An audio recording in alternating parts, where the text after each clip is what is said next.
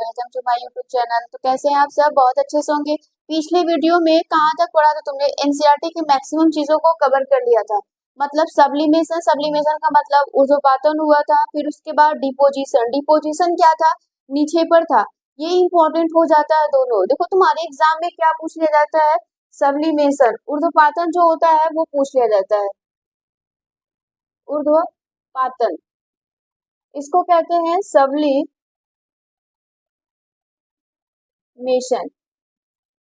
ये पूछ लिया जाता है क्यों? क्योंकि ये इंपॉर्टेंट होता है। इसमें क्या होता है? कोई भी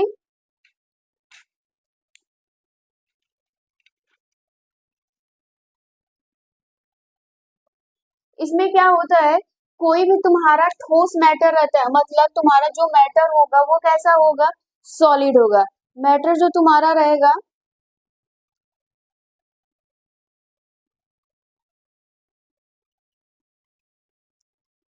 अब ध्यान से सुनो। ये जो सब्लिमेशन है ये इंपॉर्टेंट क्यों होता है? क्योंकि इसमें जो भी तुम्हारा मैटर होता है, मैटर कैसा होता है? सॉलिड, ठोस होता है। वो कन्वर्ट किस में होता है? वो परिवर्तन किस में आता है? गैस में। डायरेक्टली वो किस में चेंज हो जाता है? गैस में। वो द्रव अवस्था में नहीं आता। इसका एग्जाम्पल हुआ था। एग्जाम्पल इसके क्या क्या थे? कैम्फर, कैम्फर को क्या कहते हैं? कपूर। अब देखो तुम हिंदी में लिखना, कैम्फर लिखोगे तो भी कोई दिक्कत नहीं रहेगा। फिर उसके बाद आता है आयोडीन। आयोडीन, नमक में जो हमारा आयोडीन मिलाया जाता है वो। फिर इसके अलावा भी तुम नौशादर पढ़ोगे, अमोनियम क्लोराइड पढ़ोगे। खैर उतना मत जानो, लेकिन ये दो एग्जाम्पल तुम्हारे लिए इंपॉर्टेंट हो जाते। फिर नेक्स्ट आता है निक्षेपण। निक्षेपण जिसको कहते हैं डिपोजिशन। क्या कहते हैं इसमें? डिपोजिशन। इसमें क्या होता है? इसमें ये होता था जो तुम्हारा मैटर होता है वो किस में रहता है? गैस में। वो किस में रहता है? गैस में। और वो परिवर्तित किस में होता है? ठोस में। ऊर्ध्वपातन का जस्ट उल्टा। इसमें एग्जाम्पल क्या पढ़े थे बेटा आपने? पाला। फूड का मतलब क्या होता है? पाला। पाला कब हमको देखने को मिलता है? विंटर में। ठंडी जब भी होती है तब क्या मिलता है आपको? पाला देखने को मिलेगा। उसमें क्या होता है? इसमें देखोगे जो हमारे पेड़ पौधे होते हैं, जो पेड़ पौधे होते हैं बेटा, उनकी जो कोशिकाएं होती हैं, उनमें कोशिका होता है कि नहीं? यस होता है। उनमें जो कोशिका होता है उस कोशिका में क्या होता है? द्रव होता है। वाटर ही होगा। बात समझ में आ रही है? वाटर ही होगा। और वो क्या करने लगता है? जम जाता है। क्या हो जाता है? जम जाता है। तो जब भी पाला पड़ता है आप देखोगे कि आपके आसपास जो भी चीजें रहती हैं, जो भी प्लांट होते हैं, कोई भी रहता है वो जम जाता है। हमारे बॉडी भी वैसे ही क्या होती है? जम जाता है। इम्पोर्टेंट बात ये हो जाती है, इसका जो टेम्परेचर होता है वो कितना होता है? 5 degree Celsius to 0 degree Celsius होता है। मतलब आपका टेम्परेचर अगर 5 डिग्री से नीचे हुआ तो क्या हो जाएगा? आपकी बॉडी जमने लगेगी। जो भी वाटर होंगे, जो भी फ्लूइड, मतलब जो भी तुम्हारे अंदर तरल पदार्थ होगा वो क्या करने लगेगा? कंडेंस्ड हो जाएगा। पास पास आने लगेंगे उनके मॉलिक्यूल और वो जमने लगेगा। यहाँ तक चीजें क्लियर हो गई थी? यहाँ तक पिछले वीडियो में पढ़ाया गया था। समझ पा रहे हो? अब देखो इसमें तुम्हें करना क्या है? तुम्हें एनसीईआरटी को अपने सॉल्व करना है। एनसीईआरटी सॉल्व करोगे तो तुम्हें मैक्सिमम चीजें क्लियर हो जाएगा कि कितना पढ़ाया गया, वो सारी चीजें समझ में आ रही है कि नहीं।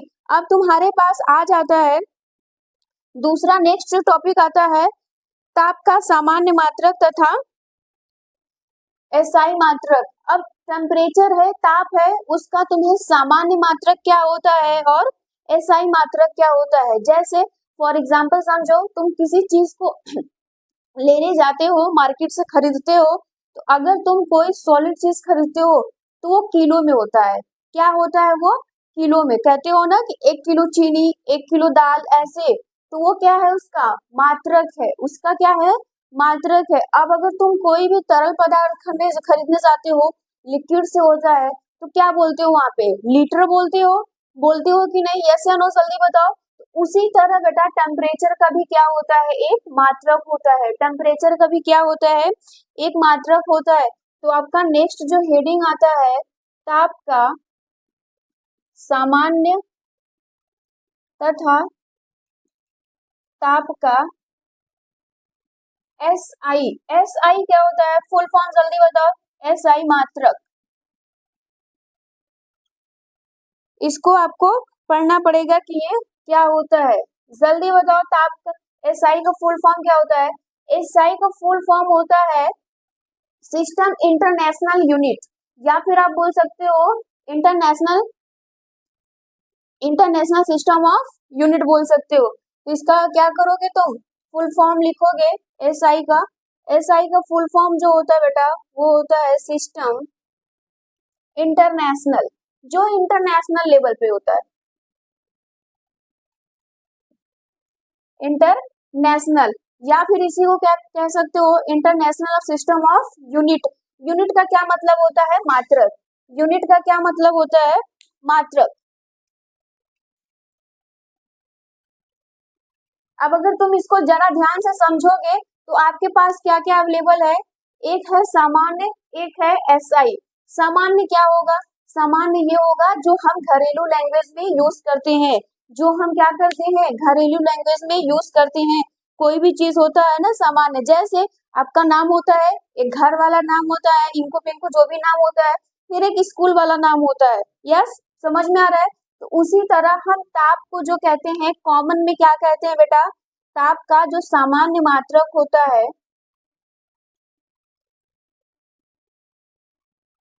सामान्य मात्रक ताप का क्या होता है? Degree Celsius. क्या होता है? Degree Celsius. इसको हम लोग कहते हैं डिग्री सेल्सियस कहते हैं। अब इसी का क्या होगा? SI मात्रक।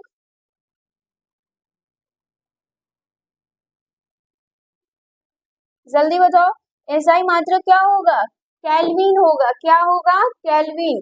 केल्विन को किससे रिप्रेजेंट करते हैं? मतलब केल्विन को किससे प्रदर्शित करते हैं? K से। केल्विन। ये इंपॉर्टेंट होता है, क्यों? क्योंकि इस पे तुमसे सवाल पूछ लिए जाते हैं। इस पे सवाल कैसे पूछेगा ये भी तुमको बता देंगे, कैसे पूछा जाता है। तो यहाँ तक चीजें क्लियर हो गई कि तुम्हें क्या क्या याद करना होगा। पहला बात ये याद करना होगा कि सामान्य ताप का सामान्य मात्रक क्या होता है, जो हम डेली यूज करते हैं, डिग्री सेल्सियस। दूसरा SI मात्रक होता है केल्विन। क्या होता है? केल्विन होता है। अभी देखो तुमको एक पूछा गया था 1 ATM बराबर क्या होता है, कितने पास्कल होते हैं, वो लिखवाया गया था। 1 ATM क्या है? वायुमंडलीय दाब है, एटमॉस्फेरिक प्रेशर है। और इसी पे तुम्हारा इस एटमॉस्फेरिक प्रेशर पे ही तुम्हारा मंडलीय दाब पे ही तुम्हारा क्या हो रहा था? गलनांक हो रहा था, हिमांक हो रहा था, फ्रीजिंग हो रहा था। ये सारी चीजें हो रही थी कि नहीं? सारी चीजें यहाँ पे, मतलब तुम द्रव का परिवर्तन पढ़ रहे थे तो ये सारा चीज उसमें क्या था? इंक्लूड था। अब तुम लिखो एक इम्पोर्टेंट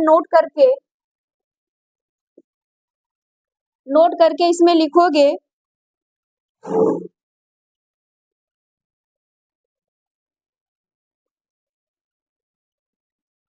ताप के सेल्सियस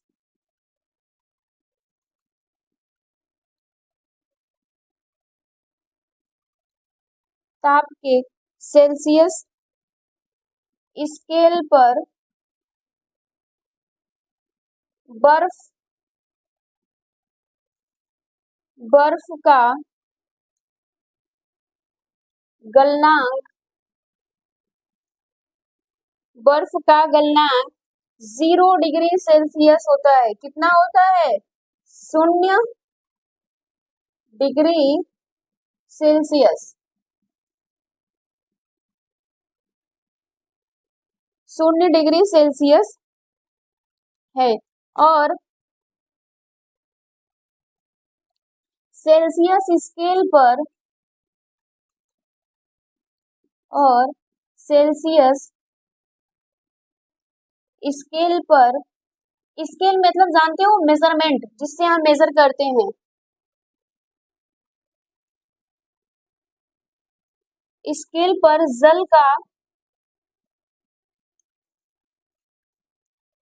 जल का क्वथनांक क्वथनांक क्या होता है? जल का क्वथनांक कितना होता है? 100 डिग्री सेल्सियस।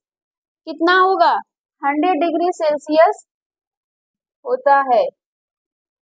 ये चीजें क्लियर हो पा रही है? आपसे पूछ लिया जाएगा, तुमसे सवाल इसी पे पूछ लिया जाएगा कि ताप के सेल्सियस स्केल पर बर्फ का गलनांक कितना होता है? 0 डिग्री सेल्सियस होता है। और सेल्सियस स्केल पे जल का क्वथनांक कितना होता है? 100 डिग्री। मतलब ये है कि 100 डिग्री पे पानी क्या करने लगता है? बॉयल करने लगता है, और यही पानी क्या होता है? 0 डिग्री पे फ्रीज हो जाता है। इसमें भी देखो कन्वर्टिंग आ गया ना। अब इसका मतलब है कि ये लिक्विड के बॉयल होने लगेगा। जब बॉयल होगा तो क्या हो जाएगा?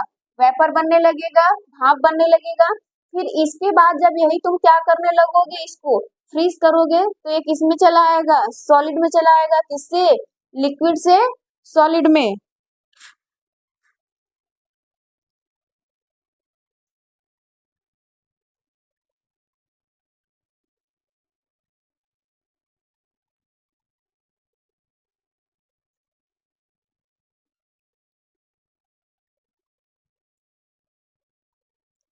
हो गया है तो जल्दी से नोट करो।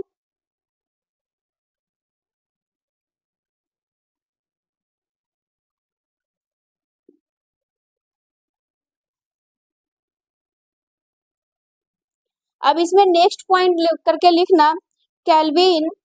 ये भी नोट करके लिखना केल्विन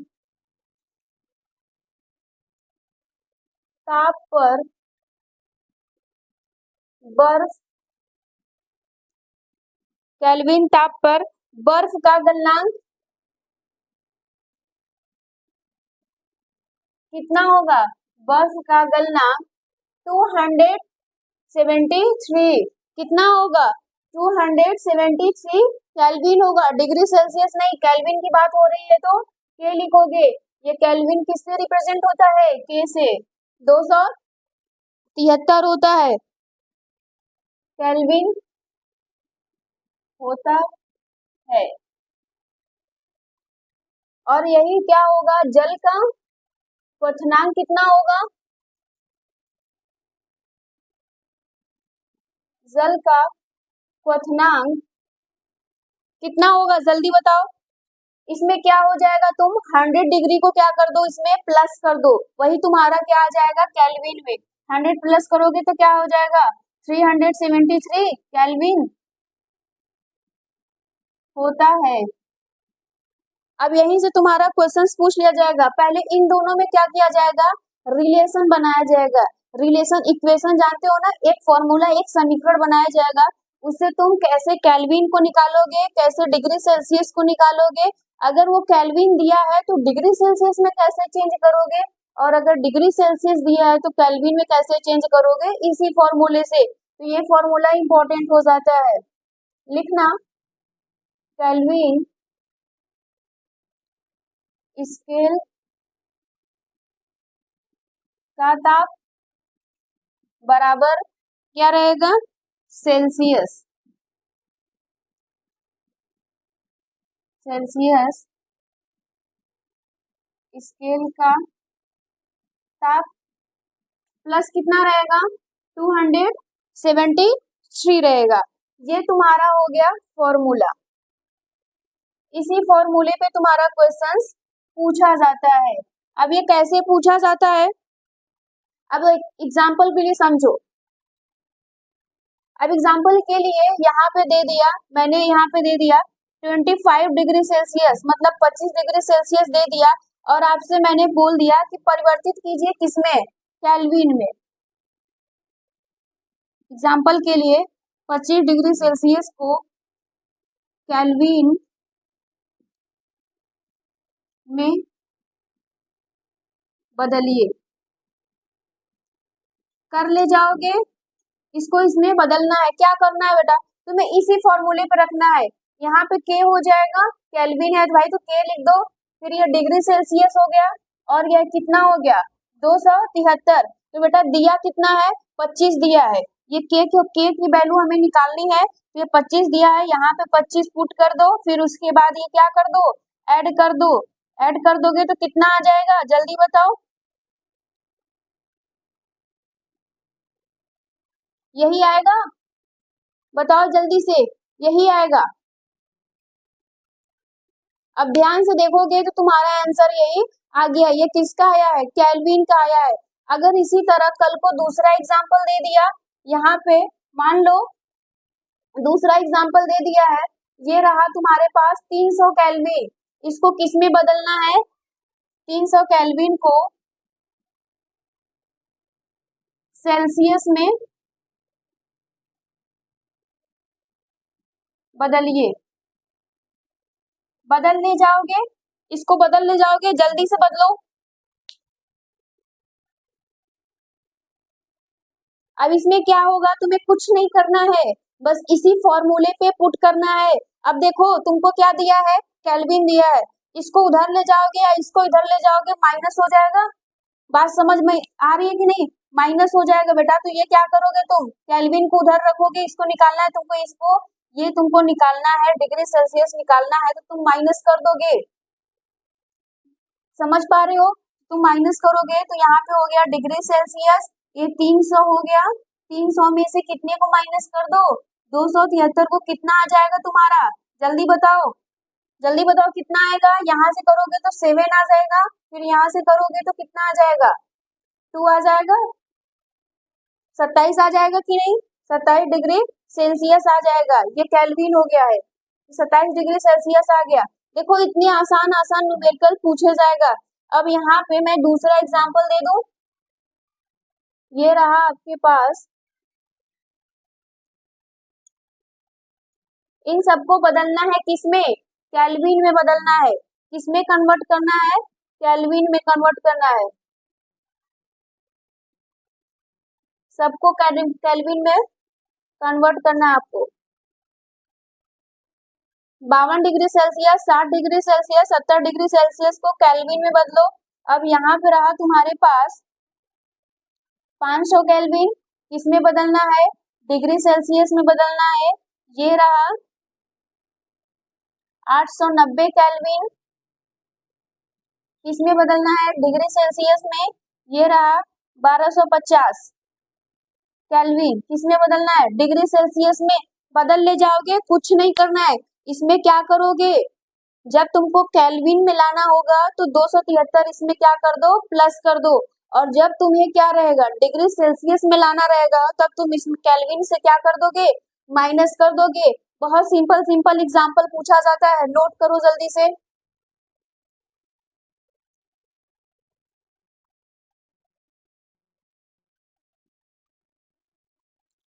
अब नेक्स्ट क्या रहेगा तुम्हारा, एक होता है बेटा गुप्त उष्मा, गुप्त उष्मा जिसको कहते हैं लेटेंट हीट, क्या कहते हैं, लेटेंट हीट। अब ये लेटेंट हीट क्या होता है, लेटेंट हीट ये बताता है बेटा, जब तुम्हारा कोई पदार्थ क्या हो जाएगा, अपनी अवस्था में परिवर्तन, पदार्थ क्या करेगा, अवस्था परिवर्तन, जब कोई पदार्थ क्या करेगा, अपने अवस्था में परिवर्तन होगा, जब उसका परिवर्तन होगा बेटा, तो ये क्या करेगा, हीट को या तो लेगा या तो निकालेगा। हीट को क्या करेगा, हीट को वो क्या करेगा, हीट का मतलब ताप, ये क्या करेगा, लेगा, या तो क्या करेगा, निकालेगा। हीट को एब्जॉर्प्शन या हीट का रिलीज होना, वही उसका क्या कहलाता है, लेटेंट हीट कहलाता है। और वो क्या हो जाएगा, जब भी तुम्हारा पदार्थ किसी भी अवस्था में चेंज हो जाएगा। जैसे फॉर एग्जांपल के लिए तुम समझ रहे हो, तुम अगर बर्फ को लेते हो, बर्फ है ये बर्फ है तो बेटा ठोस में होगा, जब ये ठोस में होगा ये जल बनेगा, जल बनेगा तो किस में जाएगा, द्रव में जाएगा। इस द्रव में इसमें परिवर्तित होने के लिए इसने हीट को या तो रिलीज किया होगा, या तो हीट को क्या किया होगा, एब्जॉर्ब किया होगा। एब्जॉर्ब करेगा तो वो लेगा, हीट को वो लेगा, अगर वो निकालेगा तो वो रिलीज करना हुआ। तो यहाँ पे जब वो बर्फ पिघलेगा तो वो अपनी हीट को क्या कर रहा है, धीरे धीरे रिलीज कर रहा है, वो क्या कर रहा है, धीरे धीरे वो रिलीज कर रहा है, तो वही उसका क्या कहलाता है, गुप्त ऊष्मा, लेटेंट हीट कहलाता है। ये इंपॉर्टेंट हो जाता है।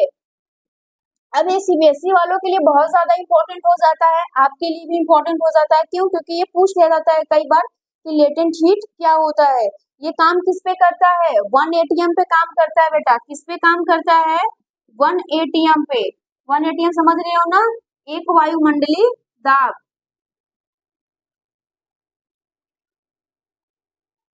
वायुमंडलीय दाब।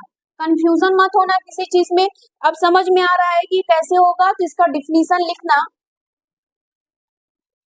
किसी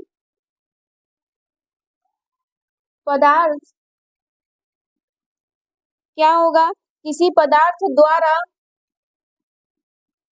अपनी अवस्था,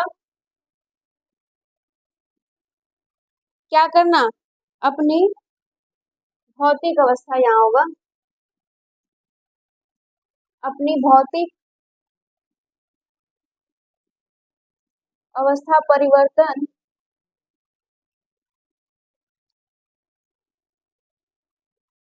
अवस्था में परिवर्तन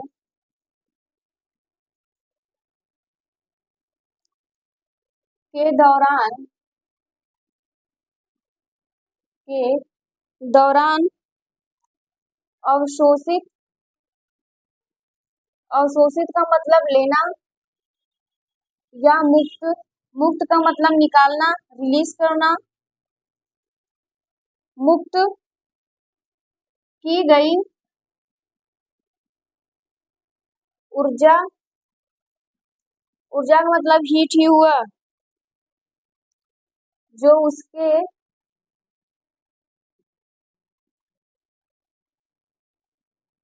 जो उसके तापमान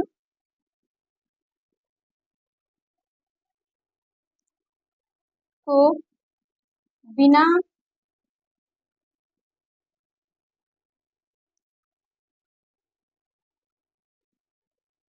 को बदले बिना होता है। समझ पा रहे हो, बहुत सिंपल सा है। लेटेंट हीट क्या बोलता है, कोई पदार्थ ऊर्जा, सॉरी, किसी पदार्थ द्वारा अपनी भौतिक अवस्था में परिवर्तन के दौरान अवशोषित या मुक्त की गई ऊर्जा, जो उसके तापमान को बदले बिना होता है। तो यहाँ पे ये सारी हो रहा है ना, ये बदल रहा है, भौतिक परिवर्तन ही होता है। बदल रहा है कि नहीं, जल्दी से बताओ। तो जब ये बदल रहा है, अपनी अवस्था में परिवर्तित हो जा रहा है, तो वो ऊर्जा को क्या कर रहा है, या तो वो ले रहा है, या तो ऊर्जा को उसने क्या कर रहा है, रिलीज कर रहा है, मुक्त कर रहा है। वही उसका क्या कहला रहा है, लेटेंट हीट कहला रहा है। क्या कहला रहा है, लेटेंट हीट कहला रहा है। अब नेक्स्ट आता है दाब परिवर्तन का प्रभाव। इसके पहले तुमने क्या पढ़ा था, ताप परिवर्तन का प्रभाव। ताप परिवर्तन का प्रभाव बता दिए थे क्या होता है। अब तुम पढ़ोगे दाब परिवर्तन का प्रभाव। दाब परिवर्तन का प्रभाव।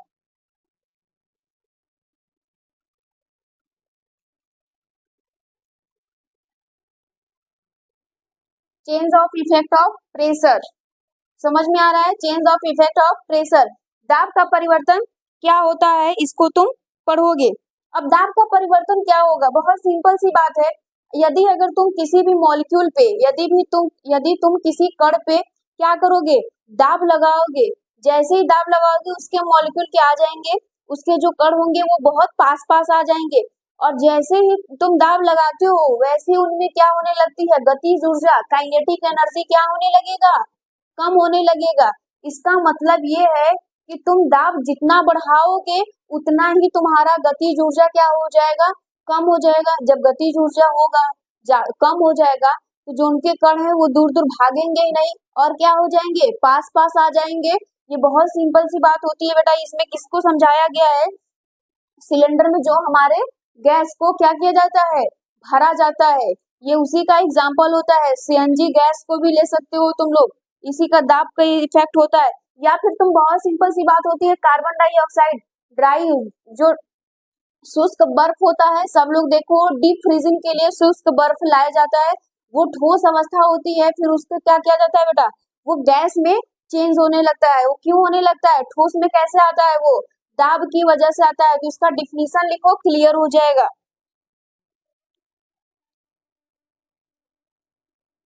यदि किसी सिलेंडर यदि किसी सिलेंडर में गैस भरी हो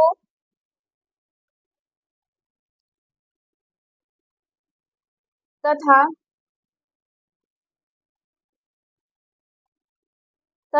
क्या होगा,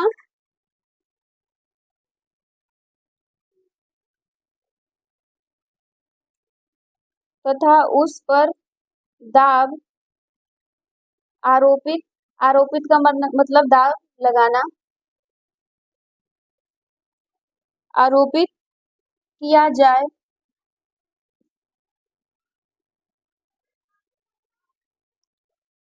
तब गैस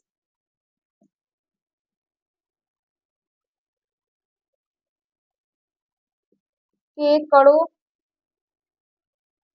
गैस के कणों के बीच या मध्य के बीच की दूरी कम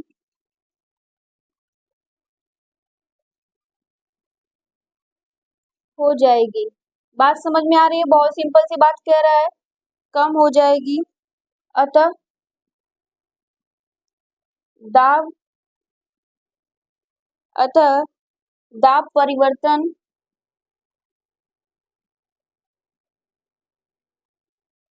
करने पर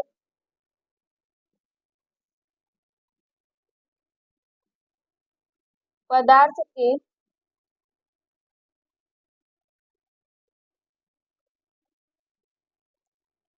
कणों को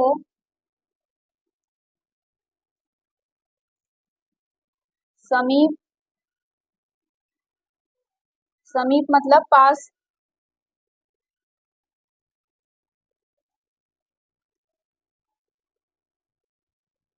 लाया जा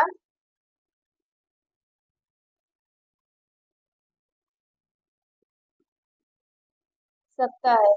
बात समझ में आ रही है?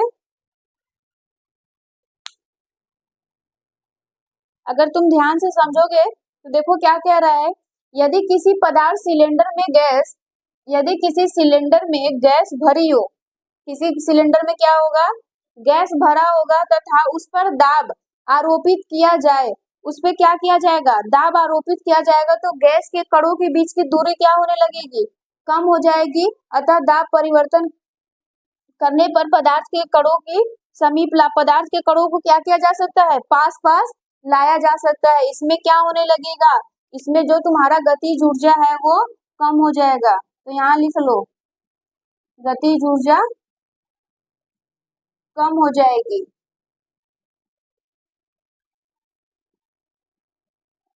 जब तुम दाब बढ़ा दोगे, जब बेटा ये तुम दाब बढ़ाओगे, गतिज ऊर्जा तुम्हारा कम हो जाएगा, और गतिज ऊर्जा कम हो जाएगा तो कण अपने आप क्या होने लगेंगे, पास पास आने लगेंगे, उनके बीच की दूरी कम हो जाएगी। तो यहाँ तक चीजें क्लियर हो पाई, समझ में आया? नोट्स को क्लियर करते रहना, नोट्स को बनाते रहना। Thank you.